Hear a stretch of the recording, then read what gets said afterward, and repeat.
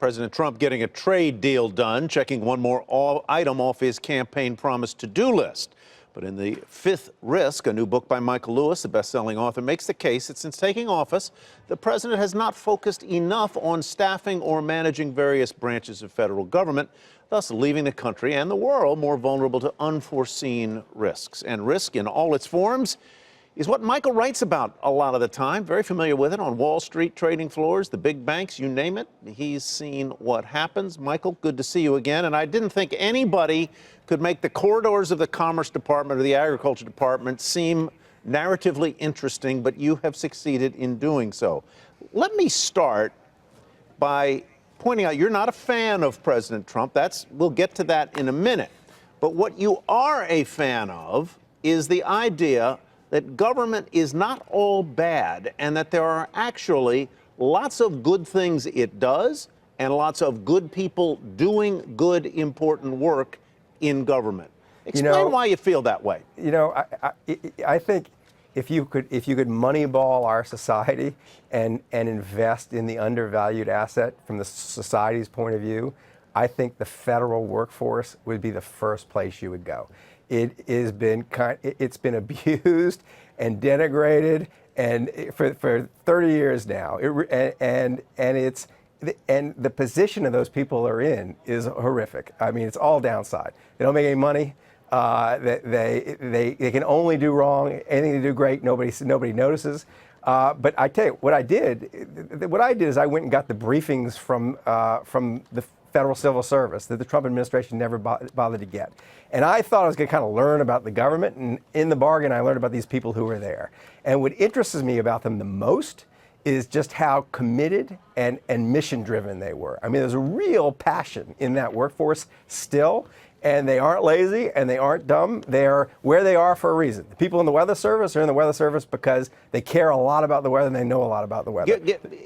Before we get on to the specific criticisms that you have of how the Trump administration or handled the transition and then followed through, give us an example of some of the good people and good work that people in the government do, just to put a pinpoint on it.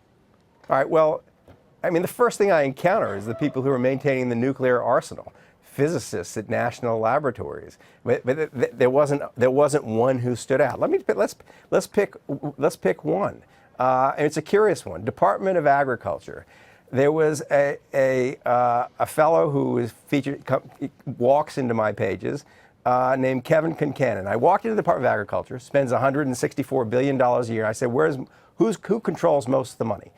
And this fellow, Kevin Concannon, was in charge of the food department of the Department of Agriculture. The Department of Agriculture feeds poor kids, the elderly, it's food stamps, school nutrition.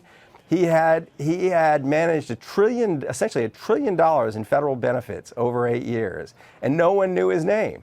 And not only had he'd done it remarkably efficiently, and he'd found really clever ways to get food into hungry people's mouths. And like he'd done it completely without anybody knowing. And he'd done it because when he was a kid, some people from the government walked into his family's life and basically rescued them. And so he had a sense that this place, the federal government, is a place from which you can do great good. And I think that's something we've forgotten. Yeah. My father worked for the federal government for 35 years on Capitol Hill, and it's a point of personal sensitivity, frankly, when people paint everyone who works in the federal government with the same rather negative brush. Now, you're very critical of the Trump transition.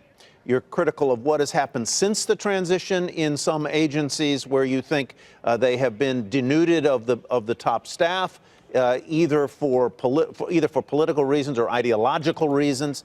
Explain what has happened and what you saw as you researched this book by way of either political pique or willful negligence.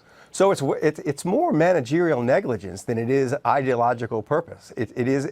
Think about it just from the point of view of say a corporation or corporate takeover. This is what happens. The outgoing administration, in this case the Obama administration, spends a year and thousands of people's time assembling essentially briefing books across all the federal departments. And these are not ideological books. These are, you go into the Center for Disease Control and they explain to you how the Zika outbreak unfolded, how they stopped it, various strategies you might adopt if another pandemic presents itself. And you kind of learn what the risks are in each place. The idea was the day after the election, hundreds of people were supposed to roll into these agencies and get the briefings. And not only did they not do it, in many cases they never did it. They didn't. Trump fired his transition team the day after the election, so there was no one to show up. In some cases, when I go get the briefings, I'm the first person who's heard them. So in what world is that sane management? That's insane. And so I think they started from a position of total ignorance and unpreparedness, and he had dismissed essentially the federal government. Michael, it's Brian Sullivan. You've done a lot of great work on companies, but do you honestly believe that everybody at every company reads everything that their management puts out? No, hold on.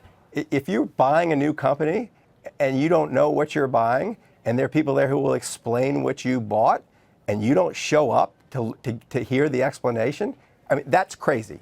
Do I honestly believe that everybody reads every piece of paper? No. But in this case, some of these pieces of paper were like how you manage the nuclear arsenal. I think you, Brian, if you were president, you would want to know the information. Even if you disagreed with the way the previous administration had handled various things, you'd still want to know what they were doing. That's fair, but is there any department that you think is not functioning well right now? Is there one specific? I have not had a chance to read the new book, Michael. I apologize. Oh, that's all right. Yeah, I think there are a bunch. I mean, I think the last piece of the book is about the Commerce Department. I mean, I picked sort of purposely obscure pieces of the government because I just wanted to show that even there are portfolios of risk that you would not believe. And the Commerce Department, most of the budget, the majority of the budget goes to collecting weather data. And Trump has nominated someone to run this, the CEO of AccuWeather, who wants to essentially shut down the ability of the National Weather Service to communicate with the population. And it's thrown the place into a tizzy.